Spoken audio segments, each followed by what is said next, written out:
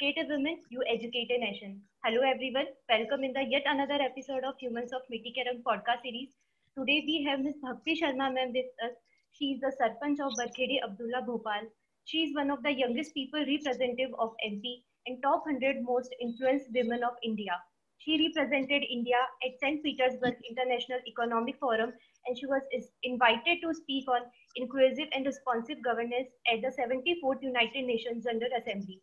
Thank you so much, ma'am, for giving this opportunity and welcome in the podcast series of Humans of Mitti Kerang. Thank you so much, Akshata ji, and thank you to the whole team of Humans of Mitti Kerang. बहुत धन्यवाद आपका invitation के लिए जी. Ma'am, it's honor to have you on our podcast series. Ma'am सब आपसे आपके family background और आपके एजुकेशन के बारे में पूछते हैं, लेकिन मैं आपसे ये जानना चाहती हूँ कि आपके सरपंच के इस पूरे कार्यकाल में आपकी पारिवारिक राजनीतिक पृष्ठभूमि का, आपके काम करने के तरीके, आपकी डिसीजन मेकिंग पर कितना प्रभाव रहा, इससे आपको कितनी हेल्प मिली? सही कहा आपने. बहुत सारे लोग अक्सर जानना चाहते हैं कि व्यक्ति जो ऐसे काम कर रहा है कहीं ना कहीं क्या उनकी फैमिली राजनीति में है या कहीं वो उनको सपोर्ट करते हैं. तो मैं ये कहना चाहूंगी कि मेरी कार्यभूमि पे जहां मैंने अपनी शुरू करी है, जहां से मैंने अपना कार्य करने का सफर और जिसके आगे मैं आगे राजनीति पे जाने वाली हूँ, तो हाँ, मेरे फैमिली बैकग्राउंड का एक बहुत अहम रोल रहा है. क्योंकि अगर मैं कार्य की बात करूं तो मैं सरपंच हूँ. सरपंच गांव के होते हैं, गांव में खेती किसानी होती है. तो हमारा परिवार पिछली 3 पीढ़ियों से किसानी कर रहा है. जब मेरे दादाजी पाकिस्तान से आए थे तो उन्होंने किसानी शुरू करी थी. तो हाँ, अब मैं भली भांति अवगत हूँ कि किसानों को क्या इश्यूज होते हैं खेती किसानी के अंदर. जब सरकारें बहुत सारी बातें करती हैं, बहुत रिसेंटली जैसे फार्मर्स के प्रोडक्शन के बिल्स आए, एफपीओ के गठन की बात हो रही है और अनंत जो तरीकों की बातें हो रही हैं. तो ये सब चीजों को मैं प्रतिदिन, प्रति महीने, प्रति वर्ष अपने खुद के घर में इन बातों को सुनती हूँ, देखती हूँ. तो एक उसका जब भी मैं भी अपने विचारों को व्यक्त करती हूँ तो मैं बार बार ये कहती हूँ कि हम एक ऐसे देश में रहते हैं जहाँ 68% लोग आज भी गांव में निवास करते हैं, ग्रामीण क्षेत्र के हैं. तो वो चीज मुझे इसलिए, ये चीज मुझे मेरे परिवार से मिली. दूसरी चीज ये भी मुझे मेरे परिवार से मिली कि मैंने हमेशा मेरे दादाजी को देखा कि उन्होंने लोगों में भेदभाव नहीं करा, चाहे अमीर हो चाहे गरीब, चाहे किसी जात का हो चाहे किसी भी रंग के हो. और वो भोपाल के कई ट्रस्ट हैं, वहाँ के अध्यक्ष भी हैं, कहीं के ट्रस्टी हैं. तो वो जो सेवा भाव है मैंने अपने दादाजी में देखा. फिर वो सामाजिक तौर पे बहुत सक्रिय हैं और आज भी सक्रिय हैं. ईश्वर की कृपा है, वो अब 90 साल के होने वाले हैं. उसके बाद मैंने अपने भैया को देखा गांव में. जो भी पंचायतें लगती थी, पहले हम सरपंच नहीं भी थे, जब हम नहीं थे उसके पहले भी जो भी पंचायतें लगती थी वो हमारे ही घर पे लगती थी. तो हमने देखा किस तरीके से इन चीजों का कार्यभार हमारे दादाजी ने हमारे पिताजी को दिया. हमारे पिताजी शांत हो गए तो उन्होंने हमारे भाई को दिया. और अपनी माँ से मैंने सीखा, क्योंकि उनकी कोशिश होती थी कि हमसे जो भी व्यक्ति जुड़ा हो, चाहे हमारे घर में कार्य करते हों या हम उनसे कोई कार्य करवाते हों, उनको किसी चीज की आवश्यकता कभी ना पड़े, और पड़े तो हम उनकी मदद करें, हम अग्रसर रहें उस चीज को लेके. तो जो सेवा भाव है वो भी मुझे लगता है कि व्यक्तियों के परिवार से ही जीन्स में मिलता है. तो खेती किसानी की बात करूं, चाहे कॉन्फिडेंस की बात करूं, चाहे पब्लिक स्पीकिंग की बात करूं, ये सब चीजें मुझे मेरे मैं कह सकती हूँ कि लोगों को हेरिडिटी में जमीन जायदाद मिलता है, मुझे ये सब चीजें मिली हैं हेरिडिटी में. I am very very proud of all these things जो मुझे परिवार से मिली हैं. तो जब भी मैं बात करती हूँ, मैं हमेशा संयुक्त परिवारों को बढ़ावा देने की बात करती हूँ. मैं बात करती हूँ एक ऐसी पितृसत्ता की जहाँ महिलाओं को इक्वल रिस्पेक्ट मिले, इक्वल अपॉर्चुनिटीज मिले काम करने की. तो हाँ, ये चीजें बहुत ज्यादा इस पूरे पारिवारिक बैकग्राउंड ने मेरे कार्य क्षेत्र में एक बहुत स्ट्रॉन्ग इन्फ्लुएंस हमेशा रखा है. मैम, पंचायती राज में 33% वुमेन रिजर्वेशन से वुमेन एम्पावरमेंट तो बढ़ा है, लेकिन आज भी हमारे देश के कुछ ऐसे गांव हैं जहाँ पे सरपंच पति, सरपंच पिता और सरपंच भाई की परंपरा चली आ रही है. ऐसे गांवों में महिलाएं जो होती है सिर्फ मात्र नाम की सरपंच रहती है, जिनका काम सिर्फ हस्ताक्षर, सिग्नेचर करने तक ही सीमित रह जाता है. तो मैम, आपके सरपंच के कार्यकाल के दौरान आप ही सरपंच थी या आपने भी इस परंपरा का निर्वहन किया था? अरे वाह, इतना स्पष्ट प्रश्न. तो अक्षता जी, अगर मैंने ऐसा निर्वहन करा होता तो शायद अभी आपको पीछे कोई सरपंच पिताजी, सरपंच भाई दिख रहे होते जो वहां से मुझे कह रहे होते ये बोलो ये नहीं बोलो. तो हालांकि मुझे लगता है ये मेरी बदकिस्मती रही है कि शायद मैंने इस परंपरा का निर्वाह नहीं करा। अच्छा, on a very very lighter note, ये मजाक था, कोई शायद सीरियसली ले रहे, अरे बदकिस्मती बोल दिया, बट नहीं, मैं नहीं, एक्चुअली मुझसे कभी किसी ने इतना स्ट्रेट फॉरवर्ड क्वेश्चन नहीं पूछा। तो मैं ये कहना चाहूंगी कि हाँ, जब पहले जो 6 साल हुए ना हमारे सरपंच जब हम बने, तो हमारे सब लोग हमें बहुत हेल्प करते थे, सपोर्ट करते थे। तो अपने पिताजी से अक्सर कहते थे कि यार पापा बताओ अब कब मौका आएगा, बिल्कुल सब चीजें अपने हाथ में ले। तो मेरे पिताजी ने उस दिन एक बात कही, कहते हैं सब कुछ तुम्हारे ही हाथ में है, थोड़ा समय लगेगा तुम्हें चीजों को समझने का, और जब तुम समझ जाओगी तो तुम्हें किसी की आवश्यकता नहीं पड़ेगी। तो मैं ये तो नहीं कहूंगी कि नहीं कि सरपंच भाई ने या पिता ने बिल्कुल सामने आकर मुझे एक सिग्नेचर पर्सन रखा, ऐसा नहीं था। उन्होंने मुझे चीजें सिखाई जो आवश्यक थी मेरे लिए। मैं आपको बहुत छोटी सी एक बात बताती हूँ, जैसे मान लीजिए सड़क कोई बनती है पंचायत में, जब हमें पंच परमेश्वर का या निधि का पैसा आता है, तो हम ये सोचते हैं कि ये सड़क बनेगी, ये इसमें गड्ढे ना हो। अब मैं इंजीनियरिंग बैकग्राउंड से नहीं हूँ, तो और सिविल बैकग्राउंड से तो बिल्कुल भी नहीं हो, तो मुझे पता ही नहीं था कि नहीं कितना कोपरा डलेगा और 25-25 फुट पे उस पे गैप लेकर आना है। तो ये छोटी छोटी चीजें मुझे सिखाई गई थी मेरे भाई द्वारा, सेक्रेटरी द्वारा। मेरे पिताजी भी मुझे सब बेसिक उन्होंने चीजें बताई, क्योंकि इंफ्रास्ट्रक्चर डेवलपमेंट एक बहुत अहम मुद्दा होता है। मगर उन्होंने ये नहीं कहा कि सब कुछ उन्होंने कर दिया और मुझे जो है उन्होंने बस कहा कि तुम साइन कर दो। उन्होंने मुझे चीजें सिखाई, समझाई, और जब उन्हें लगा कि नहीं अब हमारी जो सरपंच साहिबा हैं ये परिपक्व हो गई हैं, अब इनके हाथ में पूरी बागडोर दे दी जाए, तो मुझे लगता है कि अब 5 साल से तो स्ट्रांगली मैं ही चीजों को फोकस कर रही हूँ। But again I am telling you, but मेरे साथ मेरे भाई हमेशा रहते हैं, क्योंकि बहुत, देखिए सरपंच कोई एक व्यक्ति नहीं कर सकता। पूरे, एक तो जब हमारी पंचायत में 17 पंच हैं टोटल मिला के, मुझे इंक्लूड करके 9 महिलाएं हैं, बाकी पुरुष हैं। उसके बाद हमारे पास एक सेक्रेटरी है, रोजगार सहायक है, और ऐसी कई चीजें होती हैं जिनके लिए मुझे आवश्यकता होती है मेरी खुद के टीम की। यंग लड़के लड़कियों की टीम है पंचायत में, तो वो भी हमें हेल्प करती है। तो मैं ये नहीं कहूंगी नहीं मैं कोई सिग्नेचर पर्सन हूँ, बट यस, एक पूरी स्ट्रॉन्ग टीम है हेल्प करने के लिए, क्योंकि इस पंचायत में इतना ज्यादा लोगों का आना जाना लगा रहता है। तो उस समय कभी हम अगर तहसील में है या जनपद में है, जिला पंचायत में, तो उस समय भैया उनको अटेंड करते हैं या सेक्रेटरी अटेंड करते हैं। फिर जब हमें मौका मिलता है हम वहां जाते हैं। तो एक मैं ये कह सकती हूँ कि सरपंच पद से ज्यादा महत्वपूर्ण है कि आपकी पूरी टीम में कौन है। और सरपंच एक लीडर होता है, और लीडर का अर्थ सिर्फ ये नहीं होता कि वो सिर्फ अपने आप को लीड करके आगे बढ़े। The leader is the person who leads not only himself but yes to the rest of the people. तो सबको साथ लेके चल रहे हैं। तो अब इसमें सरपंच बाप और भाई का इतना रोल नहीं है, बट हाँ दे आर ऑलवेज देयर। तो हाँ, मैंने अपने आप को कोई रबर स्टैम्प तो रखा नहीं है, बट बाकी जी। मैम, जब लोगों को अमेरिका में जॉब मिलती है तो वो अपने आप को बहुत भाग्यशाली समझते हैं। हर एक माता पिता का सपना होता है कि उनके बच्चे अमेरिका में जाके जॉब करें, तो वो वहां जाकर अपने करियर को ग्रो करने की कोशिश करते हैं। लेकिन जब आपको अमेरिका में जॉब मिली तो आप उस जॉब को छोड़कर वापस इंडिया आ गई। तो वहां रहकर ऐसा क्या विचार आया कि आपको लगा मुझे अपने गाँव वापस जाना चाहिए और अपने ग्रामीण लोगों का और अपने गाँव का विकास करना चाहिए? ओके, आपने एक बात कही कि लोगों का सपना होता है। लोगों, अगर मैं थोड़ा सा पीछे आऊं कि लोगों का ये सपना क्यों होता है, क्योंकि वो अपने अपने लिए, अपने परिवार के लिए एक अच्छा लाइवलीहुड चाहते हैं। अच्छा, क्योंकि वहां पे बहुत सारी सुख सुविधाएं हैं जो आराम से हो जाती हैं। अगर हम अपने देश से कंपेयर करें तो थोड़ा बहुत जो हमें रोजमर्रा की जिंदगी में जो हमें कठिनाइयां मिलती हैं वो शायद वहां नहीं मिलती। तो अच्छी चीज है, लोगों को जॉब मिलती है, और जॉब तो शायद हिंदुस्तान में कहीं मिले या बाहर मिले, सबके पेरेंट्स बहुत खुश होते हैं। मुझे वहां रह के ऐसा कोई ख्याल नहीं आया था कि नहीं मुझे वापस आना है। बहुत सारे लोगों को ख्याल आता है, बट मेरे हृदय में ऐसा कोई ख्याल नहीं था नहीं मुझे वापस जाना है, मुझे करना है। मैं ये कह सकती हूँ कि मुझे इसलिए आना पड़ा क्योंकि मेरे पिताजी ने कहा। तो अक्सर लोग मुझसे कहते हैं कि यार तुम तो दब गई। मैं कहती हूँ हम दबे नहीं हैं। संयुक्त परिवारों के कुछ कस्टम्स होते हैं, आपको मानने हैं मानो, नहीं मानने नहीं मानो। बहुत सारे बच्चे नहीं आते, बहुत सारे बच्चे तो अपने माता पिता के देहांत पे नहीं आते, बहुत सारे। तो ये कोई मेरे पे बंदिश नहीं थी। मेरे पिताजी ने मुझसे कहा नहीं तुम वापस आ जाओ, तो मैं वापस आ गई। और ऐसा नहीं कि मेरे पास वहां आज कोई घर नहीं, आज भी मेरे पास अमेरिका में घर है, यहाँ पे भी घर है। अब संयुक्त परिवार है, यही यही फायदे हैं संयुक्त परिवार के। मैं किसी भी दिन उठ के जा सकती हूँ, मुझे किसी जॉब की आवश्यकता नहीं है अमेरिका जाने के लिए। तो ये भी हमें कॉन्सेप्ट समझना है। तो बहरहाल जब मैं वापस आई तो मैंने पिताजी से कहा कि मैंने कोई ऐसी पढ़ाई नहीं करी कि मुझे अच्छी नौकरी मिल जाए, वहां जिस किस्म की मुझे मिल गई। तो उन्होंने मुझसे ये कहा कि तुम नौकरी करने से बेहतर ये कि तुम खेती किसानी करो।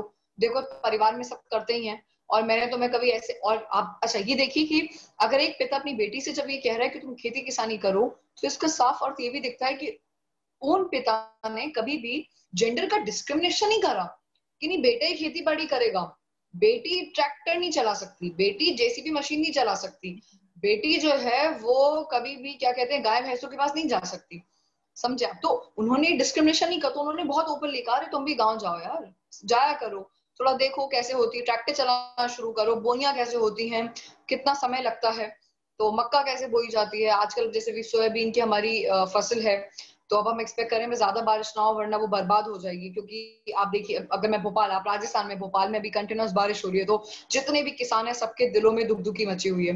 तो coming back to the point, ऐसा कोई मुझे फील नहीं आया था। तो मैं जब यहाँ आई एंड पिताजी ने कहा तुम खेती किसानी करो, थोड़ा गांव जाया करो, बच्चों के साथ घुलो मिलो वहां पे, उनको कुछ पढ़ाओ, तुम्हें अच्छी अंग्रेजी आती है, तुम्हारे 2-3 सब्जेक्ट्स अच्छे हैं, तो वहां से ये कार्यक्रम सिलसिला शुरू हुआ कि मास्टर्स करा था राजनीति शास्त्र में और सिविल सर्विसेज की तैयारी करी हुई थी, तो बहुत सारी सरकार की योजनाएं पता थी और लगता था कि यार सरकार इतनी बड़ी बड़ी योजनाओं की बात करती है और बट हमें जमीन पे धरातल पे कुछ भी नहीं दिख रहा। बच्चे जो दाल खा रहे हैं वो बिल्कुल पानी जैसी है, तो मतलब पानी और दाल में आप डिफरेंशिएट नहीं कर सकते, बस येलो कलर की है और कोई सब्जी नहीं मिल रही उन्हें, और जो दूध मिलता है उन्हें पीने के लिए वहां पे या जिसकी खीर बनती है पतली पतली सी थी, बच्चे ने रोटी मांगी, बच्चे को रोटी के लिए मना कर दिया। मैंने कहा एक रोटी के लिए कौन बच्चे को मना कर सकता है?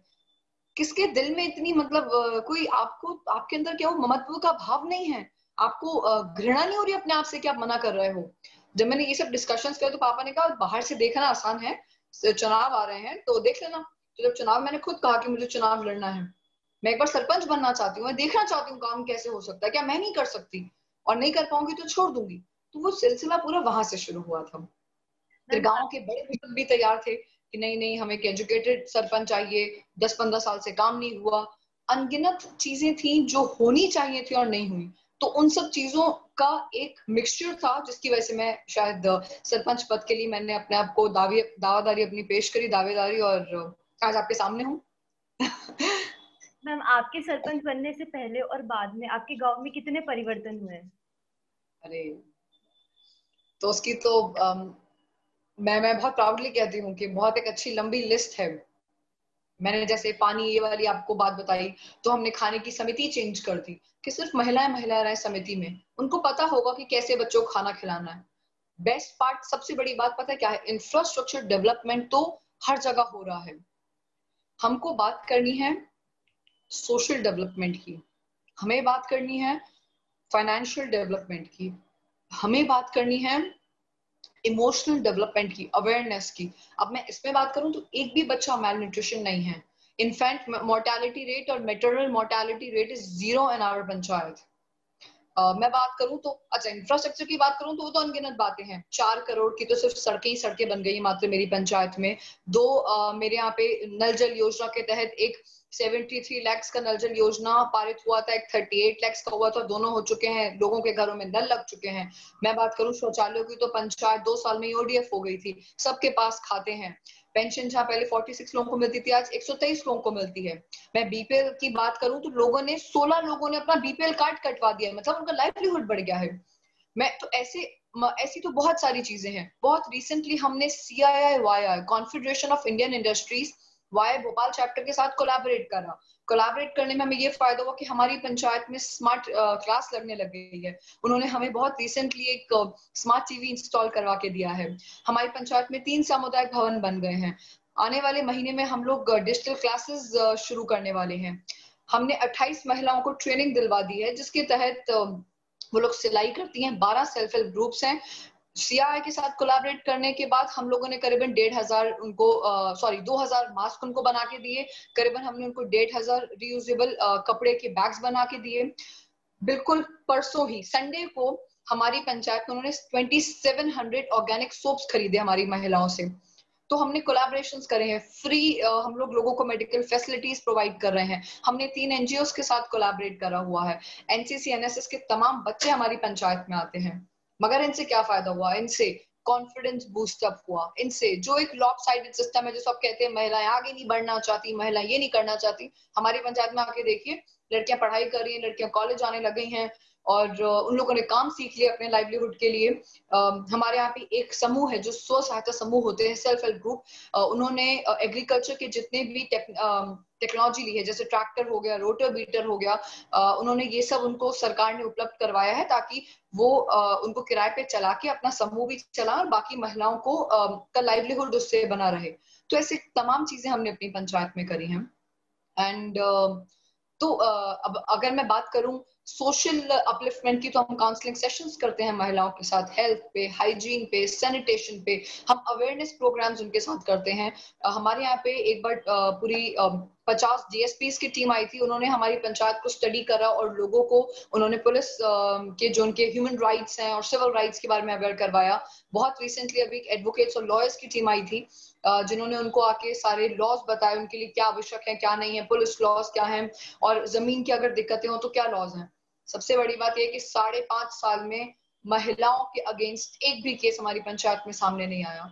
सो आई थिंक ये बहुत बड़ी बात है। और हम लोग महिलाओं में, लड़कियों में लीडरशिप क्वालिटीज डेवलप कर रहे हैं, क्योंकि हमेशा मैं ही सरपंच नहीं रहूंगी। आने वाले समय में वहां की एक यंग लड़की जब सरपंच बनेगी तो आई थिंक कितना एक बड़ा हम चेंज, एक ड्रास्टिक चेंज देखने को मिलेगा पंचायत में। So we are working on it. So let's see, जो उनकी स्पॉन्टेनियस ग्रोथ है उनको पूरा मौका दे रहे हैं कि वो अपने पंख फैलाएं और सामने आए। मैम, आप जैसे सरपंच को हमारे सारे देश के गांव आप जैसे सरपंच हमको अगर मिल जाए तो गांव गांव वालों को शहर की मुख्य धारा से जोड़ने से कोई नहीं रोक सकता, और हिंदुस्तान को डेवलप होने से कोई नहीं रोक सकता। बिल्कुल अक्षता जी, मैं आपको बताऊं क्या है कि बहुत से सरपंच सामने नहीं आ पाते।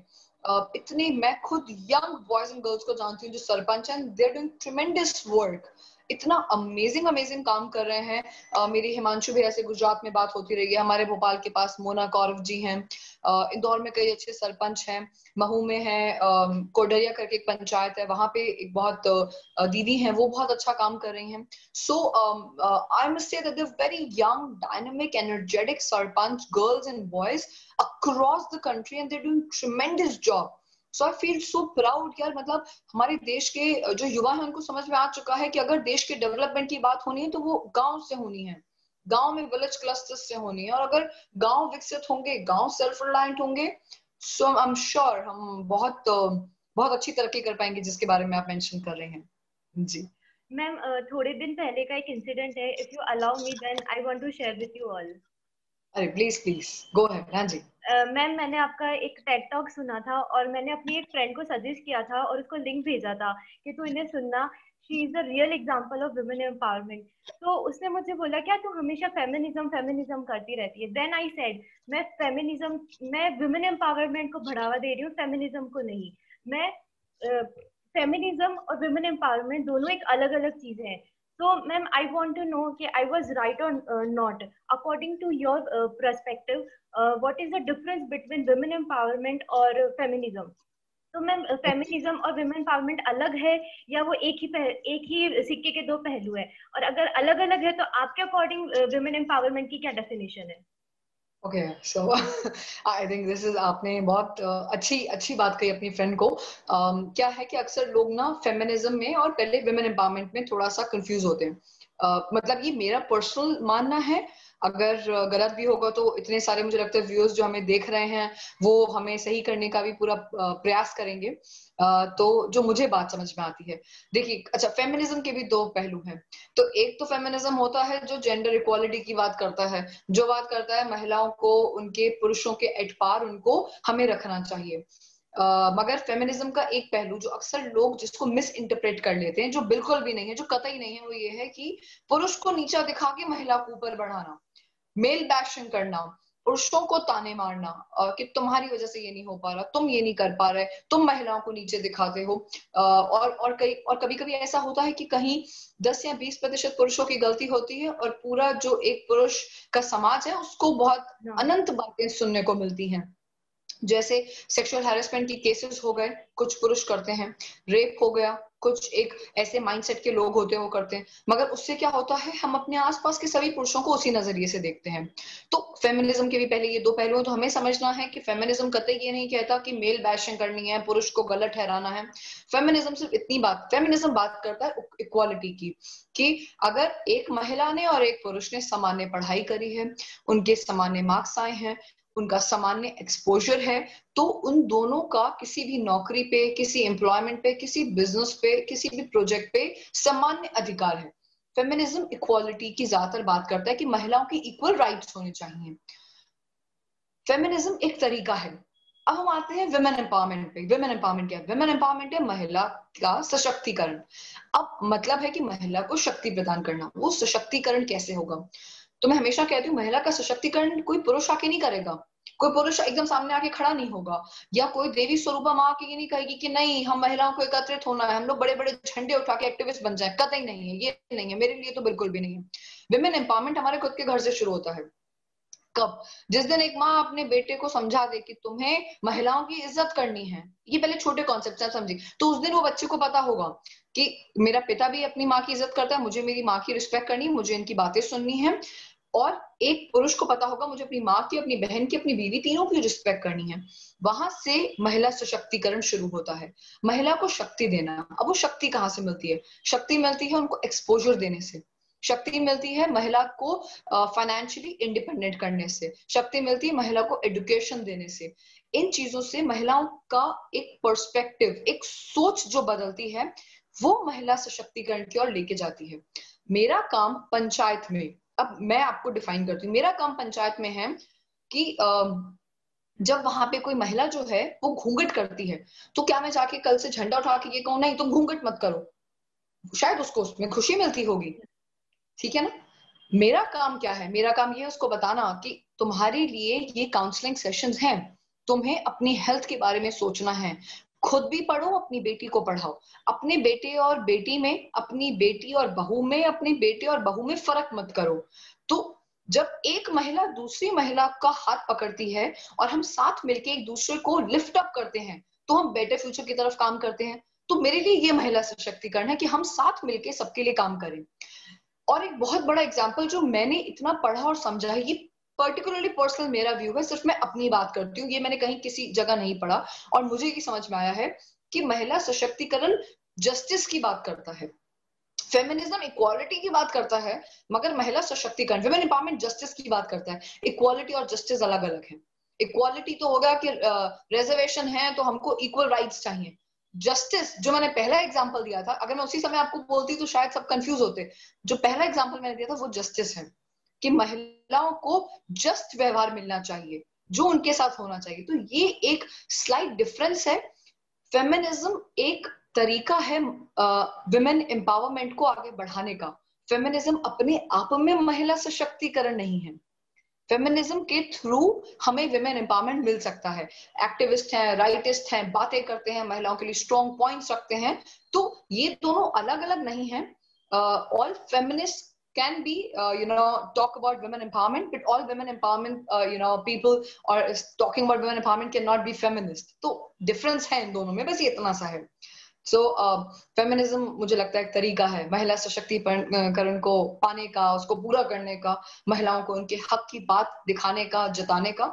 एंड मेरे लिए मतलब इसकी ये परिभाषा है। मैम, जब एक कुशल नेतृत्व की बात की जाती है, लीडरशिप की बात की जाती है, तो एक बहुत इंपॉर्टेंट क्वालिटी देखी जाती है उनकी कम्युनिकेशन स्किल, कि वो अपनी बात को अपने से बड़े राजनेताओं या अपने कार्यकर्ताओं तक किस तरीके से प्रस्तुत करते हैं, और उनके कार्यकर्ता, उनके नेता उसकी बात, उनकी कितनी बात मानते हैं।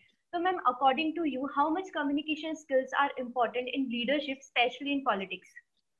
ओके, तो पहले आप मुझे ये बताओ, जब मैंने आपको वुमेन एम्पावरमेंट और फेमिनिज्म समझा है तो वो समझ आया जी मैम। अच्छे से? जी चलो, तो मैम। इसका ये मतलब है तो इसका ये मतलब है मेरी कम्युनिकेशन स्किल्स बहुत अच्छी हैं। तो जी, तो बहुत इंपॉर्टेंट होते हैं कम्युनिकेशन स्किल्स, बहुत ज्यादा इंपॉर्टेंट क्यों होती हैं? मान लीजिए अगर मैं, आप एक बड़ी अधिकारी हैं और मैं आपके पास से काम करवाने आई हूँ, और मैं आपके सामने रोब दिखाऊं कि मैं तो सरपंच हूँ तो मैं तो करना पड़ेगा, तो आप कभी करोगे? आप कभी नहीं करोगे।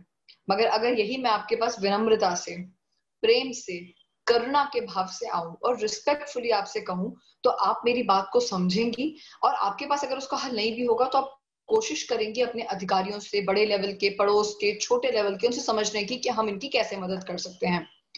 तो चाहे कोई व्यक्ति राजनेता हो या नहीं हो, चाहे कोई व्यक्ति किसी बड़े पद पे हो या नहीं हो, हर व्यक्ति अपने आप में लीडर है। आप भी एक लीडर हैं। आप एक पॉडकास्ट का शो कर रहे हैं, आपके करीबन 3000 फॉलोअर्स आपके हैं ह्यूमंस ऑफ मिट्टी के रंग के, आप लोग दिन भर अच्छे अच्छे लोगों से बात करते हैं, तो आप अपने आप में लीडर्स हैं। आप लोगों के इंटरव्यूज करते हैं, आपने बहुत एक धड़ल्ले से और स्ट्रॉन्ग कॉन्फिडेंस से मुझसे क्लियर पूछा कि मैं ही सरपंच हूँ या अभी भी कोई सरपंच बाप या भाई वहां पे वेट कर रहा है। हाँ, अच्छा लगा। ये आपकी लीडरशिप स्किल्स हैं। मुझे लगता है कि लीडरशिप स्किल्स बहुत इंपॉर्टेंट होते हैं व्यक्ति में, कम्युनिकेशन स्किल्स, अपनी बात को सही ढंग से रखने के। और कम्युनिकेशन स्किल में सिर्फ दो ही चीज इंपॉर्टेंट है। पहला ये है कि आपका जो कंटेंट है वो कैसा है, उसको अपने दिमाग में कैसे हम ऑर्गेनाइज करें अपने थॉट्स को, तो हमारा जो कंटेंट, हमारे जो थॉट्स हैं, और उसको डिलीवर कैसे करें, दैट्स इट। तो जब मैं आपके सामने कोई बात कर रही हूँ तो पहले मेरे पास उसका कंटेंट होना चाहिए। और मेरे पास कंटेंट था कि फेमिनिज्म क्या है। फेमिनिज्म के भी दो हिस्से हैं, महिला सशक्तिकरण के भी दो हिस्से हैं। सरपंची है मेरी, पहले के 6 महीने में मैं बिल्कुल ब्लैंक थी। आज आप मुझसे कुछ भी पूछो, आज तो मुझे ये तक पता है कि सरकार 150 फीट कहती है, 5 लाख में सड़क हम 180 फीट की बना सकते हैं। तरीका आना चाहिए, आपको काम पता होना चाहिए कैसे करना है। ये क्या है? तो ये है, कंटेंट पता है मुझे, मेरा थॉट प्रोसेस क्लियर है, मैंने अपने दिमाग में ऑर्गेनाइज करा and I am working on it. So और स्पेशली अगर हम लीक से हटके कोई काम कर रहे हैं, अगर हम एक बड़े ऑडियंस को अपनी बात पहुंचाना चाहते हैं, डिलीवर करना चाहते हैं, तो कम्युनिकेशन स्किल्स बहुत इंपॉर्टेंट। मैं बहुत बड़े बड़े डिफिकल्ट वर्ड्स के साथ इंग्लिश और अंग्रेजी, हिंदी और अंग्रेजी के शब्दों को मिक्स करके अगर लोगों के सामने प्रेजेंट करूं, तो लोग ये तो कहेंगे कि अरे भक्ति शर्मा की हिंदी पे क्या अच्छी कमांड है और इंग्लिश पे क्या अच्छी कमांड है, मगर समझ में पता नहीं कितना आएगा कितना नहीं आएगा। और मुझे ऐसा लगता है कि कम्युनिकेशन स्किल्स में बहुत इंपॉर्टेंट चीज है कि अगर आप अपने थॉट प्रोसेस को अपनी भाषा में सरल स्वभाव से अगर किसी के सामने प्रस्तुत कर पाए, तो उस व्यक्ति को बात समझ में भी आएगी और व्यक्ति उस बात को याद करके 50 लोगों तक या 100 लोगों तक और पहुंचाएगा। तो बिल्कुल बहुत इंपॉर्टेंट है। अगर आप देखिए, हर व्यक्ति, कोई बिजनेस लीडर होता है, कोई डॉक्टर्स का लीडर होता है, कोई लॉयर्स का लीडर होता है, कोई पॉलिटिकल लीडर होता है, कोई सोशल एक्टिविस्ट होता है। और हमारी लीडरशिप क्वालिटीज तो हमारी शायद 5th और 6th क्लास से शुरू होती है, जब हम प्रीफेक्ट बनाए जाते हैं, मॉनिटर क्लास के बनाए जाते हैं, वो भी एक लीडर है।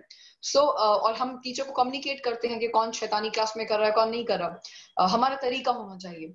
तो हमारे बात करने के तरीके से समझ में आता है कि हम किस किस्म के व्यक्ति हैं। मुझे बहुत रिसेंटली किसी ने एक बहुत मजेदार बात बताई, मैं आपसे शेयर करूंगी अक्षता जी। किसी ने कहा कि जब हम छोटे होते हैं तो हमारे दिमाग में बैक ऑफ द माइंड हमेशा हमारे पेरेंट्स कहते हैं, बाहर से लोग आ रहे हैं, आपकी इमेज बिल्कुल अच्छे से बैठना, वेल मैनर्ड होके, और मस्ती मत करना, उदम मत करना, बिना मतलब प्लेट्स में हाथ मत डालना, ऐसे सब बच्चों को सिखाया जाता है।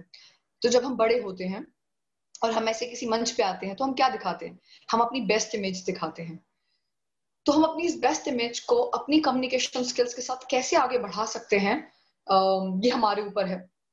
तो सब डेटा हमारे पास होने चाहिए, हम जिस भी विषय पे बात करें, और कोशिश करें कि हम अप टू डेट रहें स्टेट अफेयर्स के साथ, नेशनल अफेयर्स के साथ और करंट अफेयर्स के साथ, क्योंकि हमें बहुत सारे विषयों पे बात करनी है। हमारा एक्सपोजर कभी कभी कहीं जाने से ज्यादा महत्वपूर्ण है कि हम किस चीज को, किस जगह को, किस समय को कैसे देख रहे हैं। सो कम्युनिकेशन स्किल्स एक्चुअली बहुत इंपॉर्टेंट है।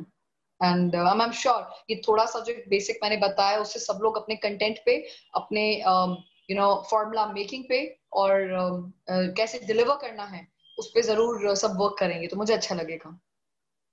मैम, अगर हम पॉलिटिक्स की बात करें तो संसद में जो महिलाओं का रेशियो है वो बहुत ज्यादा कम है एज कम्पेयर टू पुरुषों के।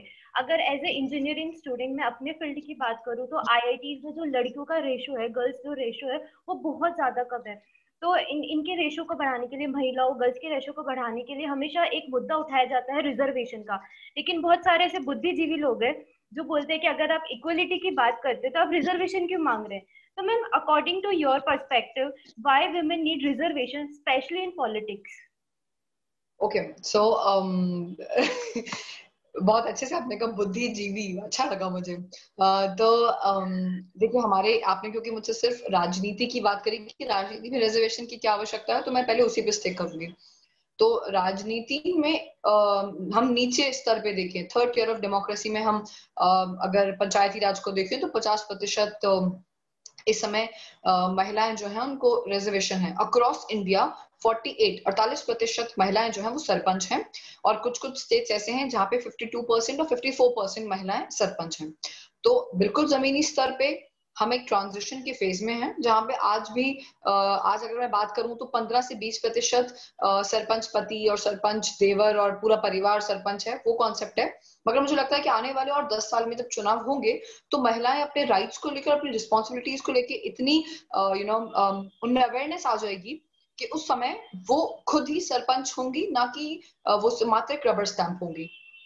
थोड़ा और ऊपर आते हैं तो अगर मैं शहरों की बात करूं तो पार्षद लेवल पे इस समय चुनाव हो रहे हैं, तो 33% पार्टीज इस समय महिलाओं को टिकट दे रही हैं, जो मुझे लगता है एक बहुत अच्छी चीज है।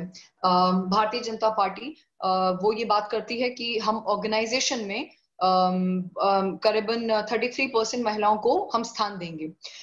इस चीज को देखा देखी और भी जो बाकी तमाम पार्टीज हैं, कांग्रेस है वो भी ज्यादा बात करती है, जो करीबन 500 एक रीजनल पार्टीज हैं उनके ऊपर, उनके विषय में मैं नहीं जाना चाहती। हम मूलतः मेन जो बड़ी पार्टीज हैं उनके ऊपर फोकस करके बात करते हैं। रिजर्वेशन इसलिए इंपॉर्टेंट है क्योंकि बहुत सारे ऐसे महिलाओं के मुद्दे हैं, बहुत सारी ऐसी महिलाओं के इश्यूज हैं जिनको लेके आज भी सदन में बातें नहीं होती हैं। आज भी हम झिझकते हैं उन इश्यूज को लेके बात करने में। ये बातें तब हो पाएंगी, विषय तब सामने आ पाएंगे और महिलाओं को हम तब इंक्लूसिवली जोड़ पाएंगे जब हमारे हमारे संसद में, जब वहां पे महिलाएं बैठी होंगी। हम तब जोड़ पाएंगे जब हमारी लेजिस्लेटिव असेंबली में महिलाएं बैठी होंगी। तो मैं पर्सनली बहुत ज्यादा फेवर में हूँ रिजर्वेशन के, बट मैं उनमें से भी नहीं हूँ कि नहीं कहूँ कि नहीं यार रिजर्वेशन जो हमेशा बढ़ाते रहो। अगर हम 10 से 15 साल में ऐसी महिलाओं को तैयार करके, ट्रेन करके, अगर हम उनको आने वाले समय में एमएलए या एमपीज बनाते हैं, मेयर्स बनाते हैं, तो हम 10 या 15 साल बाद रिजर्वेशन को हटा भी सकते हैं। महिलाएं कोई हार्ड एंड फास्ट ये नहीं कहेंगी कि नहीं नहीं अब तो आप रिजर्वेशन लगे रहने दो। उतने समय में क्या होगा कि महिला लीडर्स डेवलप हो जाएंगी। क्योंकि देखिए चुनाव जो है, जब कोई भी पार्टी किसी भी कैंडिडेट को जब टिकट देती है तो वो इसी उम्मीद से टिकट देती है कि ये कैंडिडेट हमें जीत के लाके देगा। तब उस समय वो महिला और पुरुष नहीं देखती है। तो मुझे लगता है कि पार्टीज के अंदर का काम होना चाहिए कि वो महिलाओं को बहुत स्ट्रांगली आगे बढ़ाएं। देखिए बहुत सारे फेमिनिस्ट, बहुत सारे जो पॉलिटिकल एनालिस्ट है वो बार बार ये कहते हैं कि क्या महिलाएं सिर्फ रैलीज तक सीमित है, क्या महिलाएं सिर्फ झंडा उठाने के लिए सीमित है, क्या महिलाएं सिर्फ उसके सीमित है कि कोई नेता अभद्र टिप्पणी कर दे महिला के कपड़ों के ऊपर या महिलाओं के व्यक्तित्व के ऊपर या महिलाओं को बेरोजगारी कमजोरी से जोड़ दे और फिर हम कहें कि नहीं महिलाएं जो है वो स्ट्रांगली उसके पुतले जलाएंगे। मैं बिल्कुल इस फेवर में नहीं हूँ। मैं इस फेवर में हूँ कि अगर महिला रैली में आ सकती है, अगर महिला आपके साथ साथ नेता के साथ साथ लोगों के घरों में जा सकती है, तो उस महिला को इतनी अपॉर्चुनिटी मिलनी चाहिए कि उसको आप पार्षद का चुनाव लड़ाओ, उसके बाद आप उसको मेयर बनाओ, उसको लेजिस्लेटिव असेंबली में लेकर आओ। तो मैं बहुत ज्यादा इस हक में हूँ कि हमको महिलाओं को, अगर हमें प्रोग्रेसिव भारत की तरफ देखना है, हमको देखना है कि हम भारत को कैसे विश्व गुरु बना सकते हैं, और अगर आप 50% पुरुषों के साथ बनाना चाहते हो तो फिर बना लो, फिर महिलाओं को छोड़ दो। और नहीं तो फिर इक्वालिटी के साथ, जस्टिस के साथ हम महिलाओं को अगर थोड़ा सा भी सपोर्ट करते हैं तो वो महिलाएं आगे बढ़ जाएंगी। अक्षता जी, हम बहुत बार ऐसा सुनते हैं बड़े बड़े कॉर्पोरेट हाउसेस में कि हमें महिलाओं को फिट इन करना है। महिलाओं को फिट इन कहाँ करना है हमको? हम कहाँ, महिलाएं कहाँ से, मतलब मजाक की बात है, महिलाएं कहीं से टूटी हुई है क्या जो हमको फिट इन करेंगे इस कल्चर में? महिला अपने आप में एक एंटिटी है। आप अपने उस वर्क कल्चर को उस हिसाब से रखो कि महिला अपने आप उसमें एडजस्ट हो जाए। You don't have to fit in women to become something और do something out of it. तो मुझे ये जो शब्द हैं ये कभी पसंद नहीं आते, पहली बात ये। और मैं रिजर्वेशन की बात तब करती हूँ जब मुझे दिखता है कि नहीं, बहुत सारी स्ट्रांग विमेन हैं आज भी हमारे देश में जिनको पार्टी सही मौका नहीं देती।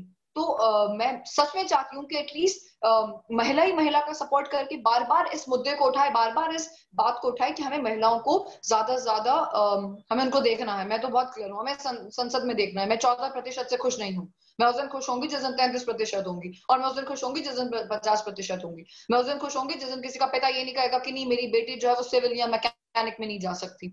मैं उस दिन खुश होंगी जिस दिन हमारे पास कम से कम 30 या 40% रिजर्वेशन क्या होगा, महिलाओं को मौका दो यार आर्मी में आने के लिए, नेवी में आने के लिए, एयरफोर्स में आने के लिए। हम वो एक के साथ कहें अरे नहीं नहीं ये एक आ गई तो बहुत बड़ा काम हो गया, कौन सी एक, बाकी 50% क्या करें हम बाकियों का, जो बाकी हमारी 70 करोड़ महिलाएं जो बैठी हुई हैं, तो उनके लिए एक बहुत इनजस्टिस है। मैं बिल्कुल भी मैं सहमत नहीं हूँ ऐसे किसी भी थॉट के साथ। मैम आप खुद एक महिला है, आप खुद मातृशक्ति है, तो क्या आपने कभी अपने कामों में पुरुषों द्वारा किए भेदभाव को अनुभव किया है? हाँ किया है। मैम कुछ बिल्कुल। एक। किया है साहब, मैंने तो बहुत सुना है। मतलब अरे तुम तो लड़की हो, कर पाओगी क्या, रात को 2 बजे गांव जा पाओगी क्या, तुम जीप चला लेती हो, तुम ट्रैक्टर चला लेती हो, आता है चलाना, सरपंची तुम करती हो, मैं ही करती हूँ साहब, आता है। तो वो क्या है, ये सुनने के लिए क्या है कि अब आदत हो चुकी है एक एक्स्ट्रा कदम ज्यादा चलने का, to prove myself that yes I am also in this league, मैं भी कर सकती हूँ, मैं कर रही हूँ। मुझे क्या मेरे पे सिर्फ यही थोपा जाएगा बार बार कि नहीं मैं महिला हूं तो मुझे प्रूफ करना पड़ेगा। आज तो बहुत लोग सपोर्ट करते हैं, जब बनी थी तब नहीं करते थे। तब बहुत सारे अधिकारी कहते थे अरे शौक शौक में बन गई होंगी तो देखेंगे इनके घर के लोग, घर के बड़े लोग। सुना है मैंने अपने कानों से, मेरे साथ के लोगों ने कहा, मेरे मेरे फ्रेंड्स ने कहा, जो मुझे जानते हैं उन्होंने कहा। आज भी मतलब मुझे लगता है कि जब महिला आगे बढ़ती है तो लोग अभद्र टिप्पणियां करते हैं। मैं और मगर मगर उन चीजों से हमें रुकना नहीं है।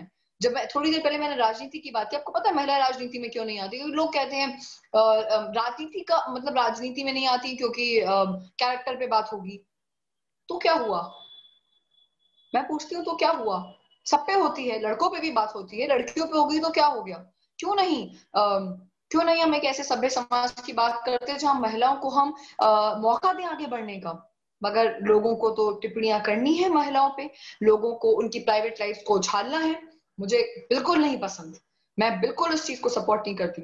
मैं आने वाले, और यकीन मानिए मेरे आसपास कोई भी ऐसे व्यक्ति नहीं है जो मेरे साथ काम करते हैं जो महिलाओं को लेकर टिप्पणी करें, मैं ऐसे व्यक्ति को उसी समय अपने पास से दूर हटा दूं अगर कोई ऐसी हरकत करे तो कुछ चीजों को लेके मुझे लगता है कि हमें बहुत सेट प्रिंसिपल्स के साथ आगे बढ़ना चाहिए। गांव में महिलाएं मुझसे कहती थी कि भाई शादी कर लोगी तो सरपंची कौन चलाएगा, मैंने कहा मैं ही चलाऊंगी और कौन चलाएगा, इतना टेंशन मत लो, मैं हूं यहाँ पे। शादी करने से कोई चीजें, क्योंकि लोगों के हृदय में है ये बात, शादी करने से सब कुछ चेंज हो जाता है लड़की का, तो उसकी वजह से वो शायद नहीं कर पाएगी। तो है ये बातें मैंने सुनी हैं, और शायद अभी 5.5 साल में भी मैं सुनते हुए आ रही हूँ, अरे आपको वो तरीका नहीं पता काम कैसे होता है। मैंने कहा मुझे सारे तरीके आते हैं। जब जब कोई पुरुष मुझसे कहता है, मैं कहती हूँ जब तुम रात को 12-1-2 बजे कोई मूवी देख रहे होते हो या तुम लोगों के साथ फेसबुक पे चैट कर रहे होते हो, तो शायद उस समय मैं भी कभी गाँव पे होती हूँ, मैं भी काम कर रही होती हूँ, क्योंकि हम एक जनता के सेवक हैं, तो हमें काम करना है जाके, हमारे लिए समय कोई बहुत बड़ा वो नहीं है, डील नहीं होना चाहिए कि रात के 2 बजे तो महिला घर से बाहर नहीं निकल सकती। मैं अपने प्रोटेक्शन के साथ निकल सकती हूँ, मुझे पता है मुझे अपने आप को कैसे प्रोटेक्ट करना है। तो महिलाएं अगर उनको इन चीजों का डर है, ट्रैवल का डर है, तो हम अपने आप को उतना सशक्त करें, उतना स्ट्रांग बनाए अपने आप को, फिर हम निकलें। मगर अननेसेसरी भी नहीं निकलते, ऐसा थोड़ा है कि हर दिन ही रात को 2 बजे निकलते हैं। कुछ इंपॉर्टेंट टाइम होता है कि कभी मान लो कि बाढ़ आ रही है, ऐसा स्थिति बन रही है पंचायत में, या कोई बहुत बड़ा इशू कुछ हो गया, तो इन ऐसे मौकों पे निकलते हैं। मगर कोशिश करते हैं अपने आप को सेफ रखें, सिक्योर रखें, और फिर कार्य जो भी है उस समय अपना कार्य करें। बट हाँ, टिप्पणियां आज भी सुनी है, 5 साल पहले भी सुनी थी, और ये पता है कि आने वाले 20 साल, 30 साल, 40 साल जब तक अगर समाज सेवा में है सुनते रहेंगे। मगर मुझे जेन्युइनली कोई फर्क नहीं पड़ता, क्योंकि मैं बहुत हेडस्ट्रॉन्ग हूँ कि मैं सिर्फ अपने परिवार के लिए रिस्पॉन्सिबल हूँ और अपने ईश्वर के प्रति रिस्पॉन्सिबल हूँ। मुझे पता है मैं क्या कर रही हूँ, मैं सही हूँ या गलत हूँ, मुझसे बेहतर मेरा जज कोई और नहीं है। और मैं बिना मतलब लोगों के जजमेंट्स को भी इतना इम्पोर्टेंस नहीं देती। मैम लोगों को लगता है अगर आपको समाज सेवाएं करनी थी तो आप एनजीओ खोल सकते थे या एक सिविल सर्विसेज में जा सकते थे, आपने सरपंच बनना ही क्यों चूज करा? लोगों के मन में आता है कि मतलब या तो हो सकता है कि आपको राजनीतिक फायदा उठाना हो। राजनीतिक फायदा क्या चीज है बताइए, वो जो लोग ये कहते हैं राजनीतिक फायदा, तो तो क्या मुझे राजनीति में नहीं आना चाहिए? अच्छा आप बताइए पर्सनली मुझे आना चाहिए या नहीं आना चाहिए? मैम आपके जैसे लोगों को हमारे हिंदुस्तान की जरूरत है ना, तो आना है। चाहिए। तो अब आते हैं, मैंने तो पेपर दिया था, अब पेपर ही नहीं मेरा सिलेक्शन नहीं हुआ तो इलेक्शन के थ्रू कर लिया मैंने। और राजनीति भी मुझे लगता है एक तरीके की सेवा है। तो राजनीति का कोई, जो ये लोग ऐसा सोचते हैं, तो पहले उनको जरूर मैं ऐसे लोगों के भी सेशंस लेना चाहूंगी, पहले मैं उन्हें कॉन्सेप्ट क्लियर करूं कि राजनीति का कोई फायदा नहीं होता। हम राजनीति में आते हैं ताकि हम लोगों का एक बड़े स्तर पर फायदा कर पाए। मैं आज भी लोगों का फायदा ही तो कर रही हूँ। 526 घरों की रिस्पॉन्सिबिलिटी है मेरे ऊपर, 3100 परिवार हैं जिनको मुझे देखना है। एक बच्चे के जन्म से लेके एक बुजुर्ग की मृत्यु तक जो पूरे पत्र होते हैं ना, प्रमाण पत्र, उस पर मेरा साइन होना है। एक व्यक्ति को पेंशन मिलनी है, सही व्यक्ति को मिलनी की गलती मुझे देखना है। मेरे यहाँ की लड़की स्कूल जा रही है नहीं जा रही मुझे देखना है। 18 साल से पहले उसकी शादी हो रही है नहीं हो रही है मुझे देखना है। किसी लड़की के साथ कोई छेड़खानी कर रहा है नहीं कर रहा है मुझे देखना है। तो मैं रिस्पॉन्सिबिलिटीज को पूरा कर रही हूँ। उनको घर बन, सरकार पैसा दे रही है और मैं कोशिश कर रही हूँ जल्दी से जल्दी घर बने। तो हम लोग एक प्रोसेस के अंदर है इस समय। We are in this whole this is a big team which is working at the grassroots level, at the state level, at the central level. तो ऊपर के लेवल पे उस पर राजनीति इन्वॉल्व होती है, पॉलिटिकल पार्टीज इन्वॉल्व होती हैं, मेंटोर्स इन्वॉल्व होते हैं, बड़े बड़े थिंक टैंक्स इन्वॉल्व होते हैं, एनालिस्ट इन्वॉल्व होते हैं। तो क्यों नहीं, अगर मुझे ऐसे इंसान को मौका मिलता है राजनीति का, तो आना ही है ना। मैं तो कह रही हूँ मुझे तो राजनीति करनी है। मैंने कभी कहीं मना नहीं करा कि नहीं मुझे राजनीति नहीं करनी। मैं एक डंके की चोट पे हमेशा ये बात कहती हूँ, क्यों ना आए। क्योंकि हम जैसे पढ़े लिखे लोग आज नहीं आएंगे राजनीति में, और आज से 5 साल बाद या 10 साल बाद एक ब्लॉग लिखूं, मैं उनमें से नहीं हूँ। कोई कमी है, कोई खराबी है, तो मैं राजनीति में आना चाहती हूँ। अगर मुझे जब भी बड़े क्या कहते हैं जो पॉलिटिकल पार्टीज में जो एक बुद्धिजीवी वर्ग है, जब वो मौका देगा, जब उनको लगेगा कि नहीं ऐसे युवाओं को लेकर आना चाहिए, तो जरूर हम आएंगे और काम करेंगे। और क्यों ना आए, देश में 65% यूथ है आज।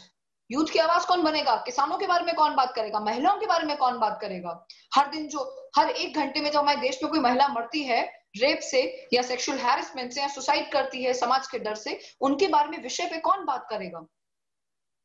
किसान जो आज हर हर हर साल हमारे यहाँ पे लाखों किसान मर रहे हैं, नहीं आज भी सब्सिडी पूरी नहीं पड़ रही है, कौन बात करेगा उसके बारे में? पढ़ा लिखा युवा बात करेगा। मैं उनमें से नहीं हूं कि ब्लॉग लिखूं और कहूं राजनीति गंदी है, ये गंदे हैं, बिल्कुल भी नहीं। मैं उनमें से हूं जो और लोगों को प्रेरित करे कि नहीं साहब राजनीति में आओ, देश को हम जैसे युवाओं की आवश्यकता है।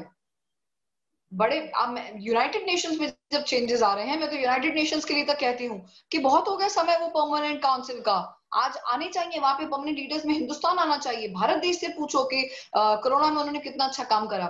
भारत देश को फर्क पड़ता है बिल्कुल। अभी रिसेंटली गिलगित बल्टिस्तान का इशू हो रहा है, उस पर बात कर रहे हैं हम। कश्मीर इशू को हमने रिजोल्व करा है, तो हमारे यहाँ से परमानेंट सीट होनी चाहिए। अफगानिस्तान को लेकर आओ, जो परेशान है तालिबान से, जो परेशान है चाइना से, जो परेशान है पाकिस्तान से, सीरिया के से परमानेंट आना चाहिए। दुखी है वहां के लोग, रेफ्यूजीज बन के दर दर भटक रहे हैं, ऐसे लोगों को परमानेंट काउंसिल में आना चाहिए। सिमिलरली जब ऐसे लोग आएंगे तो हमारे देश में भी महिलाओं को आगे आना चाहिए, हमारे देश के युवाओं को आगे आना चाहिए। मैं बहुत खुश होती हूँ जब तेजस्वी सूर्या जब कोई अच्छी बात करते हैं, जब मोया जी अच्छी बात करती है, तो I am a person who would always support women and young boys and girls to, you know, fill themselves with content, with good content, with having a good exposure and then coming in the political field. तो सरपंची में तो अब मुझे सब कुछ, अब आप अच्छा सिर्फ मैं अपने आप को कंपेयर करूँ, किसी नेता को कंपेयर करूँ, तो मुझे पता है कि सरकार की पॉलिसी किस स्तर से किस स्तर पर आती है। तो कभी कभी तो विधायकों को नहीं पता होगा, सॉरी टू से यस, कभी कभी एमपीज को नहीं पता होगा कितने पैसे में कितनी सड़क बननी है, सरकार का कितना पैसा है। हम तो ऐसे, हमें ये पता है कि 12,000 से कम में भी शौचालय बन जाता है, क्योंकि खुद खड़े होकर हमने देखा है कैसे बनता है। और मैं पिछले हफ्ते ही इनरव्हील की महिलाओं से बात कर रही थी, उन्होंने 3,000 रुपए में शौचालय बना दिया। कन्नौज करके एक गांव है दिल्ली के पास में। अब बताइए, तो एक्सपोजर है।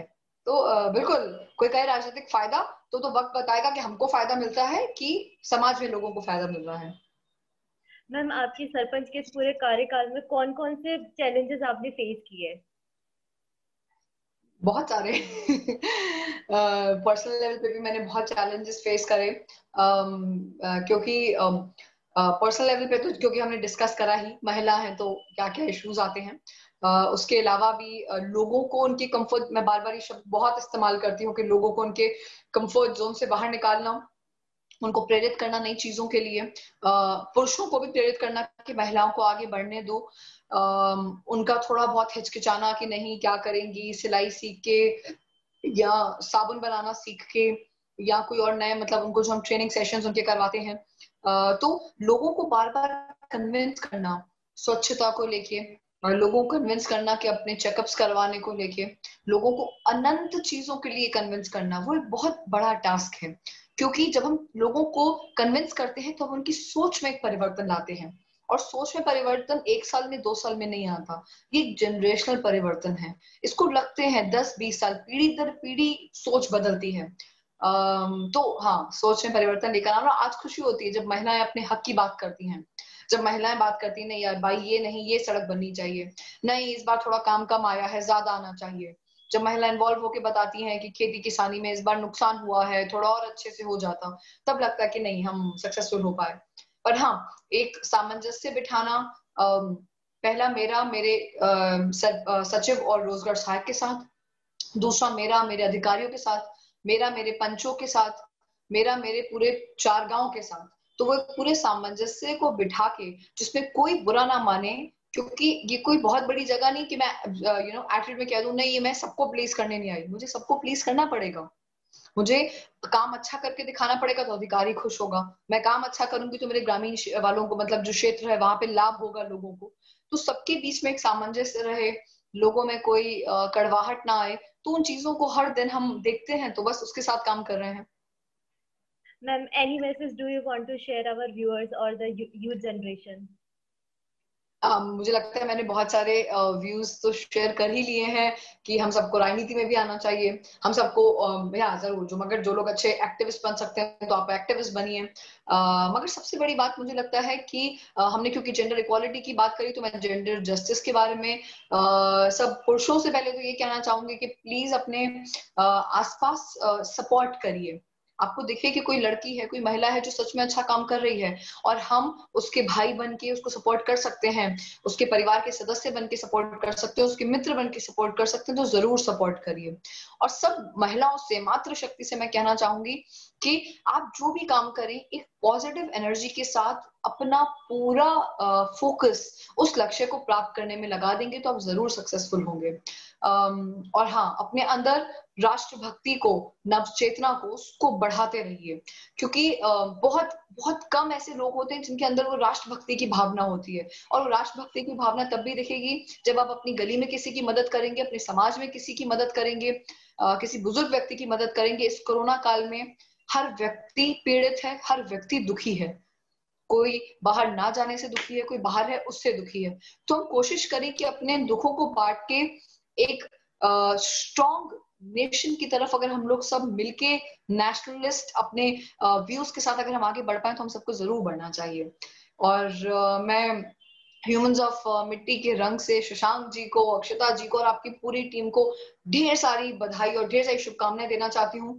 आप लोगों का बहुत धन्यवाद मुझे इनवाइट करने के लिए। It is such a pleasure, it is such a pleasure to get connected. मैं सबसे छोटी सी 30 सेकंड की बात शेयर करना चाहूंगी। जब मुझे शशांक जी का कॉल आया, उन्होंने मुझे बताया कि हमने फंड रेज करा है और हमने कैसे बहुत छोटा सा काम है, देखिए, लोगों को रिक्वेस्ट करी, फंड रेज करा, और उसके बाद उन्होंने मुझे बताया कि हमने 5,000 से ज्यादा लोगों की मदद करी है, जो लेबर्स थे, जो दिहाड़ी मजदूर थे, उनकी मदद करी है, गरीब लोगों की गांव में मदद करी है। ये क्या है? ये इनके अंदर की नेशनलिस्टिक भावना है। तभी तो उन्होंने कहा ह्यूमंस ऑफ मिट्टी के रंग। मिट्टी का क्या रंग है? यही रंग है। ये अलग अलग सारे इंटर्न्स अपने अपने शहरों में बैठे हुए, अपने अपने घरों में बैठ के, मगर एक फोकस के साथ, पॉजिटिव एनर्जी के साथ काम कर रहे हैं। तो इससे बड़ा लिविंग एग्जाम्पल मेरे थॉट्स का शायद कुछ हो नहीं सकता। तो अक्षता जी, आपको, सारे इंटर्न्स को बहुत शुभकामनाएं, और आप बहुत अच्छा काम कर रहे हैं। We as the youngsters are very very proud of you, और शशांक जी को भी हमारी पूरी शुभकामनाएं। आप इसी तरीके से अच्छा काम करते रहें। जय हिंद, जय किसान, जय मध्य प्रदेश, जय भारत, भारत माता की जय। धन्यवाद। Thank you. Thank you so much ma'am for your time.